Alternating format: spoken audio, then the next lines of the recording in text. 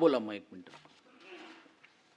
सभापती महोदय, या राज्य उत्पादन शुल्क विभागाच्या शॉर्टमध्ये. माध्यमातून एवढा मोठा महसूल मिळत असताना सुद्धा जवळपास 5,000 पदं त्या ठिकाणी रिक्त आहेत आणि आपण मंत्री महोदय शासनाच्या माध्यमातून सातत्यानं नवनवीन बारला परवानगी देतोय आणि त्यामुळे बारची संख्या वाढते आहे, मद्यालयांची संख्या वाढते आहे आणि एवढ्या सगळ्या याच्यावर सुपरवाइज करण्यासाठी, कंट्रोल करण्यासाठी अधिकारी कर्मचारी नाही आहेत आणि त्यामुळे कायदा व सुव्यवस्थेचा गंभीर प्रश्न यामधून निर्माण झालेला आहे आणि म्हणून आपण कधीपर्यंत ही पदं तातडीनं भरणार, कारण की एकीकडे बेरोजगारी आहे आणि दुसरीकडे एवढ्या मोठ्या प्रमाणात त्या ठिकाणी 37,000 कोटीहून अधिकचा महसूल मिळत असताना या ठिकाणी पदं रिक्त असणं आणि त्या माध्यमातून या राज्य उत्पादन शुल्क विभागाच्या अंमलबजावणीमध्ये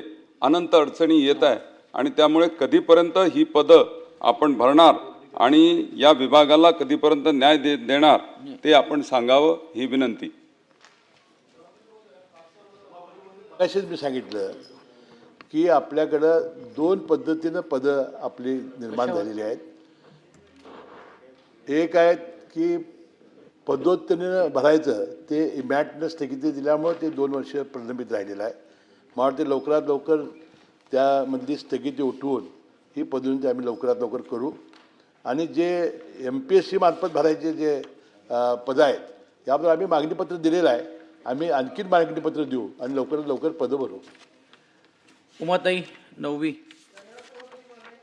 सभापती महोदय, मुंबईतील मॉलमधील, मुंबईतच नाही इतर ठिकाणी सुद्धा जे मॉल्स आहेत त्या मॉल्समध्ये लहान मुलांचं गेमिंग झोन असतं.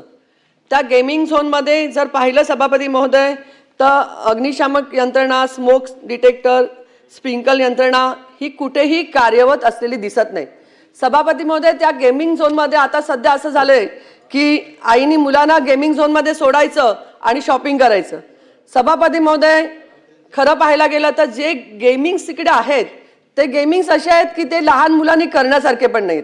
डोळ्याला पट्टी लावतात, त्याच्यावरती ते गेमिंगचं सुरू असतं आणि ते कुठला तरी इतर राज्यात कुठेतरी फिरून आणल्यासारखं ते केलं जातं. ह्यामुळे निश्चितच लहान मुलांच्या मानसिकतेवरती परिणाम होण्याची शक्यता आहे. सभापती महोदय, हे करत असताना तिथे अग्निशामक विभाग, महानगरपालिका आणि इतर संबंधित विभागाकडनं ह्यांची तपासणीही केली जात नाही. त्यांची तपासणी केली गेली पाहिजे.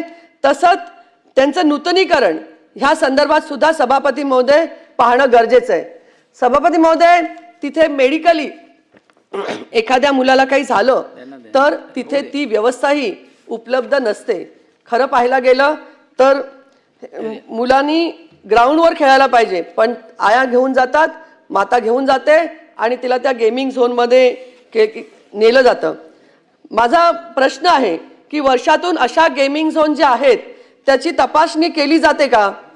तसंच नियमभंग करणाऱ्या गेमिंग झोनवरती आपण आतापर्यंत कारवाई केलेली आहे का? आणि मॉल व्यवस्थापनाची जबाबदारी ती आपण त्या गेमिंग झोनच्या संदर्भातनं आपण ठरवलेली आहे का? तसंच त्यांचा वार्षिक सुरक्षा ऑडिट हे तयार केलं जातं का? ह्या गेमिंग झोनच्या माध्यमातून जर पाहिलं तर लहान मुलांना तिथे खरं पाहिलं तर लहान मुलांसाठी ते गेम्स नाहीच आहेत. वयाच्या 16-17 वर्षाच्या पुढच्या मुलांनी ते गेमिंग झोन खेळण्यासारखे आहेत, परंतु आज लहान मुलं सुद्धा तिथे खेळत आहेत आणि जर पाहिलं तर मुलांच्या दृष्टीने अतिशय चुकीचं आहे. काही महिलांशी माझं बोलणं झालं असतं, त्यांनी सांगितलं की असे गेमिंग झोन नसावेत, परंतु व्यावसायिकाच्या दृष्टीने हे गेमिंग झोन आहेत, ते होत आहेत, परंतु ह्यावरती आपलं नियंत्रण हे असलं पाहिजे. आपलं काय नियंत्रण आहे हा पण माझा एक प्रश्न. मंत्री महोदय. सभापती महोदय, सन्मान्य उमाताईंनी मॉलच्या अग्निशमन दलाच्या संदर्भामध्ये या ठिकाणी प्रश्न उपस्थित केलेला आहे आणि मुलांसाठी गेमिंग झोन असतो त्याची सुरक्षा काय अशा संदर्भातला प्रश्न देखील विचारलेला आहे. मुंबईमध्ये आपल्याला देखील माहिती आहे की एकूण 68 मॉल आहेत आणि ज्यावेळी तपासणी झाली त्यावेळी 47 मॉलमध्ये ह्या सगळ्या सुरक्षा आपल्याला आढळलेल्या आहेत. 18 ठिकाणी ह्या सुरक्षा आढळल्या नव्हत्या म्हणून जी काही अग्निसुरक्षा मानके आहेत त्याच्या संदर्भात त्यांना नोटीस देण्यात आलेली होती 120 दिवसाची.